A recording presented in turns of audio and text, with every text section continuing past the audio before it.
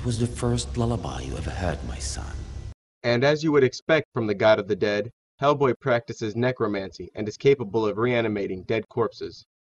The Muslims also claim that the Antichrist practices necromancy. Necromancy is enlisting the assistance of, or communicating with, the dead. And Hellboy 2 seems to include the Egyptian gods Nut, Geb, and the sun god. Here's the intro to Hellboy 2. The blood of many an elf, ogre, and goblin was spilled in their war with man.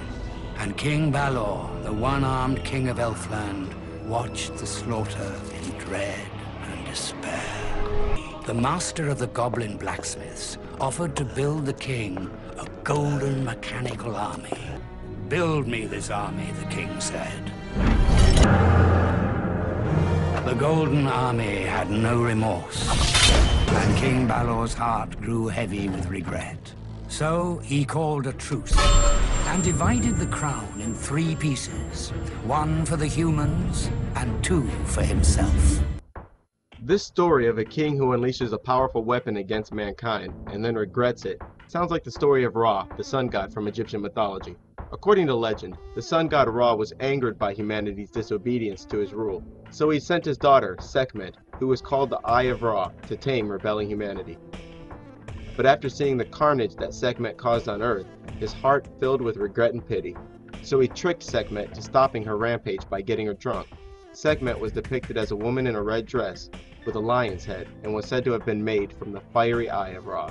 Sekhmet went by such flattering titles as the Eye of Ra, the Scarlet Lady, the Lady of Flame, and the Lady of Slaughter. The Egyptian gods Geb and Nut also appear in Hellboy 2 as Prince and Princess Nuanna. In ancient tales, Geb and Nut were twins and also married.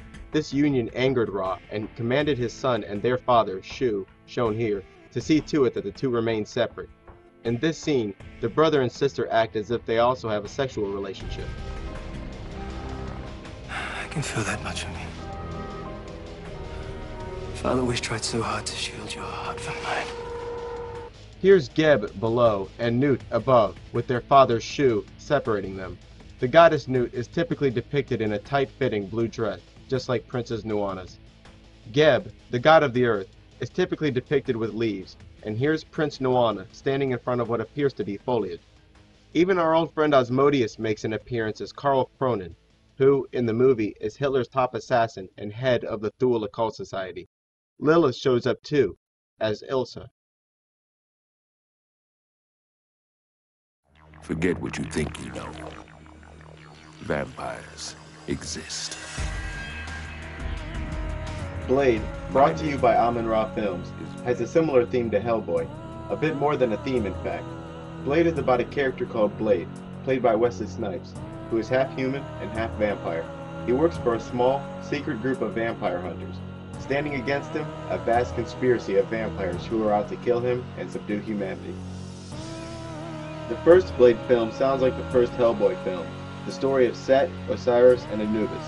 Blade, who was essentially adopted by a man named Whistler at a young age, does not drink human blood like his vampire contemporaries, but subdues his thirst with feel-good juice he buys from a guy with an all-seeing eye shaved into his head. Blade, as Anubis, was adopted by Osiris, but was fathered by Set and mothered by Nephthys, Set's wife. Here, Blade finds himself in a room with his mother and a character called Frost. You spent your whole life looking for the vampire who bit your mother. Well, here I am. And here we are. One big happy fucking family. Frost kills Whistler just like Set kills Osiris. Blade also includes the always essential Asmodeus and Lilith. This 3-pack of 2 male villains and 1 female or extremely effeminate villain is quite common. Blade and Hellboy themselves have quite a bit in common. Both are in secret agencies that hunt monsters. Both are half human, half something else. Both hunt their own kind. Both need an escort at all times. Both prefer violence rather to negotiation. Both adopted fathers have cancer, and both are referred to as the Key and Chosen Ones. And in both movies, the main villain intends on capturing him rather than killing him so that he may bring forth a powerful and evil god. And just like Blade 1 and Hellboy 1 resemble each other, Blade 2 and Hellboy 2 follow suit. In Blade 2, The main villain is a guy called Nomak, played by Luke Goss. Nomak's sister, who works for Vampire Nation, teams up with Blade to hunt and kill Nomak. Nomak has many characteristics of Hellboy's Prince Nuada, aka Geb. Both start off in the sewers. Both are referred to as princes. Both are exceedingly powerful. Both are ordered dead by their father. Both fathers are connected to the exact same sun symbolism. Both kill their father. Both fathers become solid objects as they shatter and die. Both attempt to form an alliance. Both played by the same actor, Luke Goss. And, after an extended battle, both die at the same time on the same day as their sister. Even Blade's assistant is seen wearing a shirt that says BPRD, the Bureau of Paranormal Research and Defense, the very same agency and very same symbol from Hellboy. And the same guy who wrote Hellboy 2, Guillermo del Toro, directed Blade 2. David S. Goyer, who wrote all three of the Blade scripts, also wrote Batman Begins and The Dark Knight. And similar to Anubis and Osiris, his adopted father, Blade finds and helps bring back to life Whistler, who apparently suffered a fatal injury. Like Egyptian mythology where Osiris is killed by Set, comes back with the help of Anubis, lives a short while, then is killed again. In Blade 3, the vampires are working overtime to find and awaken a sleeping god, Dagon or Drake. Here's a quick bio on Drake. Dracula's only one of the names he's gone by. The Babylonians worshipped him as Dagon, and now they call him Drake. If you believe in the legends, he was born in ancient Sumeria. He was the first of his kind. The patriarch of Hominis Nocturna. He was born perfect. And just like the great white shark, this guy has never had to evolve. Forget the movies, forget the books. There's no happy ending with this guy. He's been there, moving behind the scenes, cutting a bloody fucking path through the ages until suddenly he up and disappeared. There's a couple scenes that connect him to the sun god and to the all-seeing eye. And he tells a fellow vampire, Donna Katalos, to take off her cross. Why do you wear that symbol? Take it off. Why? I will make you a better one. Dagon is an ancient Amorite and Sumerian god first recorded 4,500 years ago. Dagon is mentioned in the Bible as the god and king of the Philistines.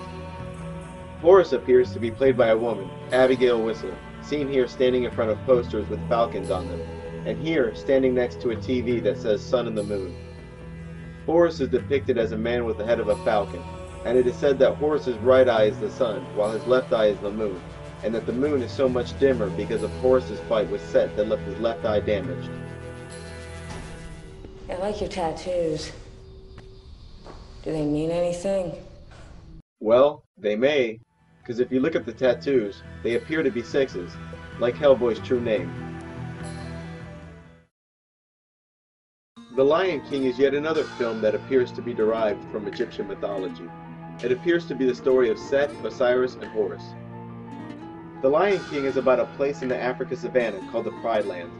Populated by every sort of creature in peace and prosperity, the Pride Lands is ruled over by a lion named Mufasa. Then you have his brother, Scar, who is jealous of Mufasa's popularity. He eventually hatches a plan to get Mufasa and his son Simba killed so that he may rule the Pride Lands. His plan partly succeeds as Mufasa is trampled to death, and his son and heir to the throne, Simba, hides in exile. Scar, now the ruler of the Pride Lands, merges it with his own kingdom of hyenas. Scar's reign soon becomes a failure as disaster and famine strike the Pride Lands. Simba, now older, returns to the Pride Lands, has a massive battle with Scar, and reclaims the throne. This is exactly the story of the Egyptian gods Set, Osiris, and Horus. Osiris was a ruler of Lower Egypt during a time of peace, prosperity, and justice. His jealous brother Set ruled